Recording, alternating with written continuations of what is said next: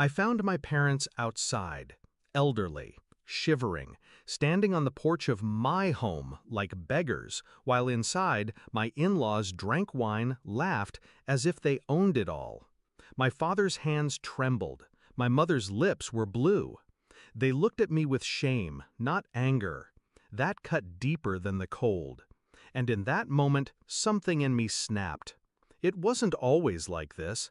When I married into her family, they smiled, shook my hand, pretended to welcome me. Her parents offered advice, her siblings cracked jokes, her uncles called me lucky. But under the politeness, there was always the shadow. They saw me as lesser, a son-in-law with no wealth, no legacy, no name worth mentioning. I thought I could win them over with patience, with time, with success. And I did succeed. Promotions, a house, stability. Everything I built was for her and for the family we were supposed to be. But with every achievement, her family only reached deeper into my life, until the lines blurred. My wife let it happen. And now, years later, my own parents were locked outside while they feasted at my table. The betrayal didn't come with fireworks, it came with whispers. My wife insisting it's easier if my parents handle the finances. Her brother temporarily storing his business inventory in our garage. Her mother making copies of the house keys for emergencies. Each step small, each request harmless. Until one day my parents knocked and no one answered. They weren't wanted in my house. The locks had been changed. I didn't confront them that night. I didn't shout. I took my parents in, fed them, warmed them, and promised myself I'd never let it happen again. But rage without strategy is wasted, so I started planning, quietly, calculated. Step 1, documents. The deed to the house was still in my name, the mortgage too. They thought handling the finances gave them control, but they never checked the signatures that mattered. Step 2, surveillance. If they wanted to act like it was their house, I let them. I installed cameras, recorded every party, every sneer, every insult.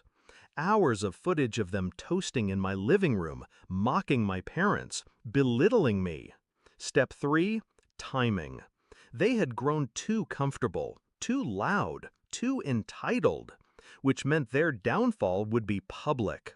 The chance came quicker than I expected. My in-laws threw a grand dinner at my house, invited half the neighborhood, even people from her father's business circle. They called it a family celebration. I arrived late, unannounced, suit pressed, parents beside me. The room went silent when we walked in. Her mother tried to sneer. "Oh, we didn't know you'd be joining." I smiled. Of course, it's my house after all. Then I opened the briefcase.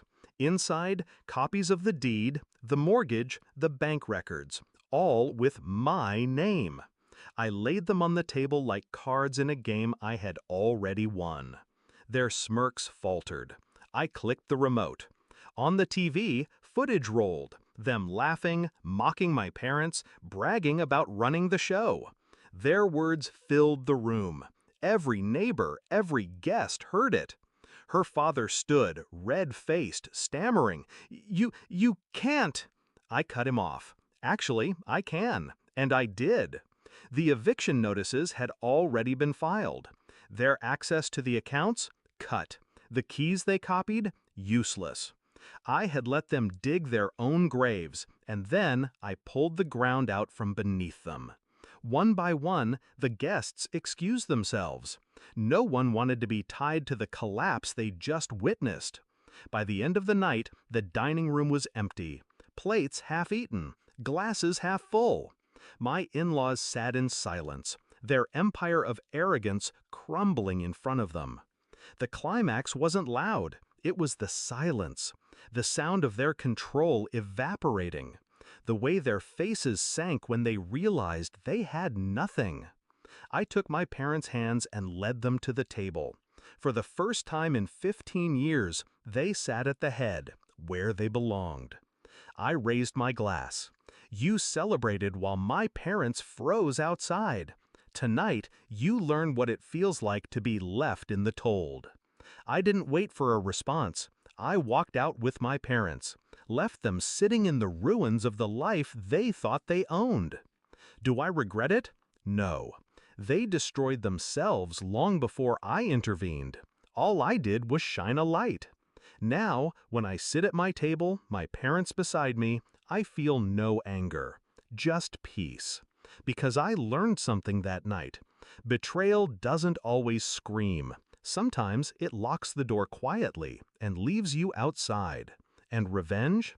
Revenge is opening the door only to show them it's no longer theirs.